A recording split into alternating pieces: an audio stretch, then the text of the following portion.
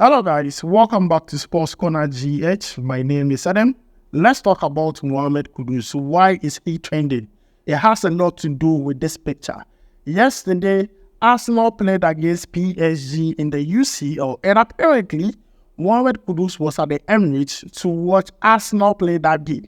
And then Arsenal fans are already making noise on social media that Mohammed Kudus is unhappy and he wants to leave to Arsenal. If you go on YouTube, they have started doing Mohammed Kudus compilation. Arsenal fans, relax. Mupri, Arsenal fans, Mupri too much. Use this energy and win the league.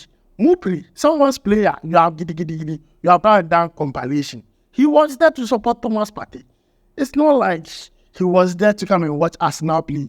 No, he was there to support Thomas Partey. So please, you people should calm down. You should cool down. Now, after he went to that game, West Ham were forced to bring out a statement about what happened during the weekend. The outburst between Mohammed Kudus and Junior Lopetegui. They said it was nothing serious and it has been settled. But then, there are other journalists who report on West Ham Team Camp News who are giving out the story, a vivid description of what happened in the dressing room. And these are accounts from the players. Now, when West Ham were playing against Brentford and they were down by 1-0 at halftime, when they returned back to the dressing room, according to all the reports I've read, especially the one from Athletic, Julen Lopetegui was addressing the players. And he picked Mohammed Kudus and criticized him for playing poorly in that game. Mohammed Kudus did not like it because, if you take a look at West Ham, if you watch the game, Antonio was spoiling chances, was spoiling the ball. He was not mentioned. The defenders were messing up. They were not mentioned. Mohammed Kudus did not understand why he was the one being mentioned when other players were also doing mistakes in the game. So he also decided to voice out and defend himself. The coach did not like it. There was exchange of words, according to the Athletic. Where KB, this one to set some. Julen Lopetegui said, you are a bad player, you played for today. Kudus also tell Julen Lopetegui that we need to win again. You are not doing so well as a coach. People, they were talking. Now the players had to restrain Mohammed Kudus. That word I don't understand. Restrain system. Were they about to fight? But I believe it would be more or less like Charlie, make it go, make left, make it no talk back and all those things. Yes. But then looking at how the tension was in the dressing room, Julen Lopetegui decided that Mohammed Kudus should be benched and Carlos Soler should be in to play ahead of Mohammed Kudus. Now, the thing that West Ham did that I was happy about when it comes to this situation was that they called Mohammed Kudus' agent. And we all know Mohammed Kudus is currently managed by his family. They called them to let them know that it's nothing serious, so that they don't go on social media and go and say something that will put the club in a bad light. Like Manchester United, the coach will say something, the Sancho will go and say something. So West Ham handled the situation very well on Monday. So they came out with they said it was nothing. They came out with a statement. They said nothing has happened. The players and the coaches, they have sorted out their issue.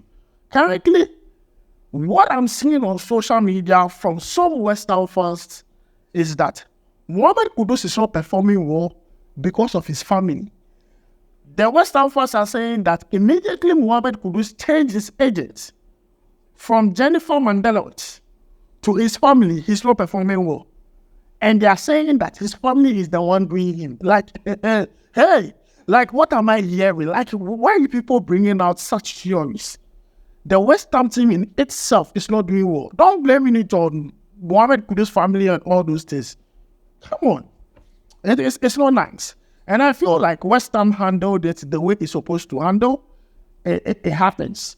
Players and coaches, they lock horns. It always happens. Don't make it look like something new. And Julen Lopetegui, if you don't want Mohammed Kudus, when the season ends, tell us so that we all go and join the club Mohammed Kudus will join. Now West Ham. Now if you go for Mohammed, who can say West Ham? We know what. So who now Julen Lopetegui now you want your crash powers. You are not performing well, you want to blame Mohammed Kudus there. Masa, we are not going to take it. But one thing I'm excited about is that West Ham, they quenched the issue. They quenched them very, very well. and everything is doing. Mohammed Kudus has apologized. Julen Lopetegui has also apologized. The handshake, everything is fine now. So, I mean, everything is cool. Father and son relationship, coach and, player relationship, it always happens. They always lock on. So, guys, that is the update concerning Mohammed Kudus. Now, moving away from Mohammed Kudus, let's talk about Ibrahim Osman. Ibrahim Osman left Brighton and Hove Albion after signing from Northern, and then he was sent on loan to Feyenoord. Today, he featured for Feyenoord in the UCL against Girona. Now, just playing that game, he set a record. Now, he was in that squad with another teenager called Anthony Milambo.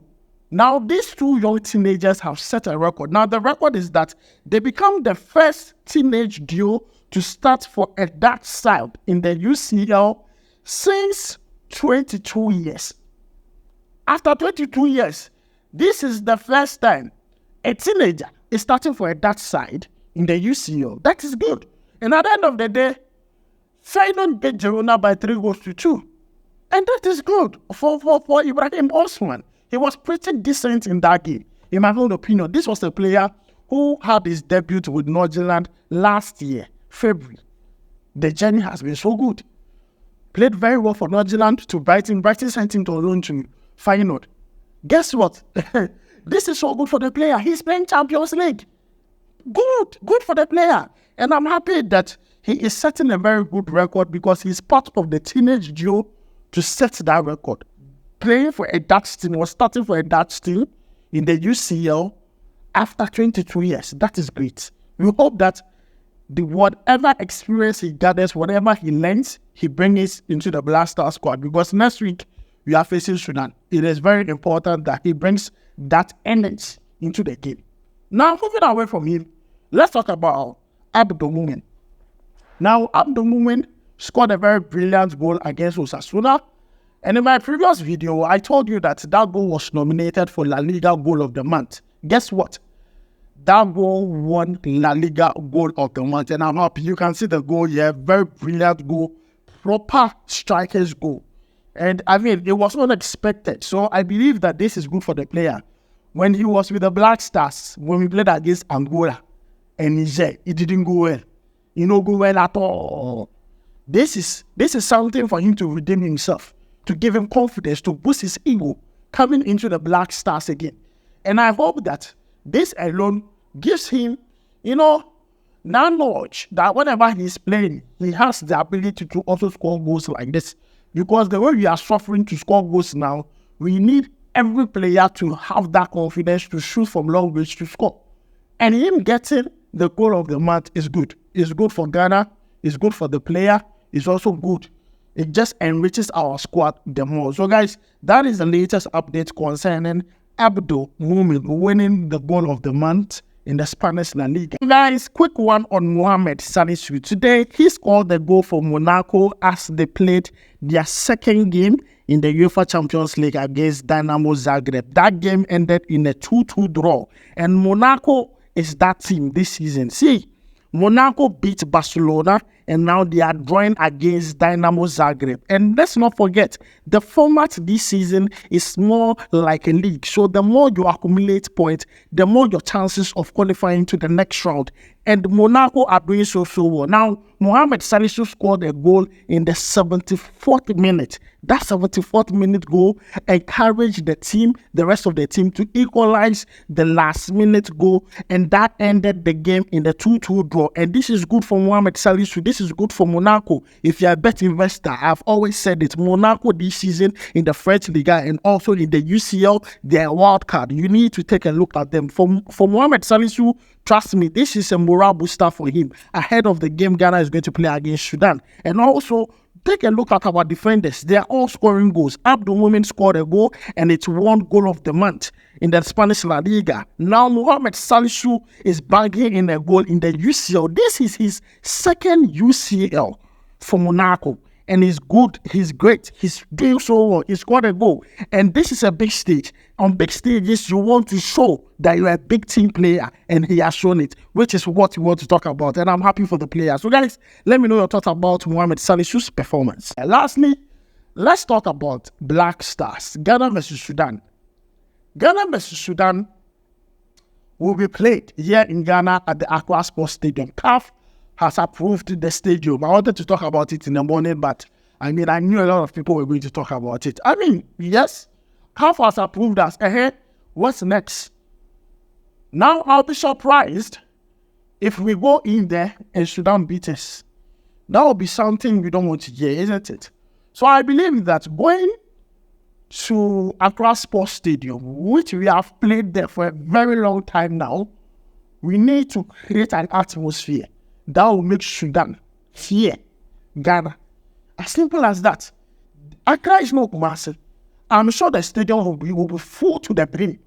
But then, that stadium, we need to create an atmosphere that will make Sudan be like, hey, they have come to hell. They are not going to win this. They can't win. The atmosphere has to be to them. CAF has done well. We will take it like that. But according to the report I've also read, it looks like we need to work on other things too. The pitch looks very beautiful. Other facilities like the dressing room for the away team, the home team, the AC, the batter. Those things all need to be done. The urinal around the stadium for fans and supporters to use all need to be worked on. A lot of things, the front lights, the display board, everything needs to be worked on because you see, CAF is just leaving it on us. If they really wanted to punish us, we would have been playing it somewhere else. But then, at least we put some few strings here and then. Last minute, they are giving us the opportunity. And once again, I'm saying it's not enough. Because it's like we are jubilating about it. We are celebrating that, hey, Ghana is going to play that game in Ghana, in Accra. But we are not excited. Kwesi Appiah is a son of the land. He will come to prove a point. Obia Wakosi Black Stars 2 times. He coordinated, was sad, and came back again. He would like to prove a point. I believe, the DFA, they have done something good small, but they need to create an atmosphere.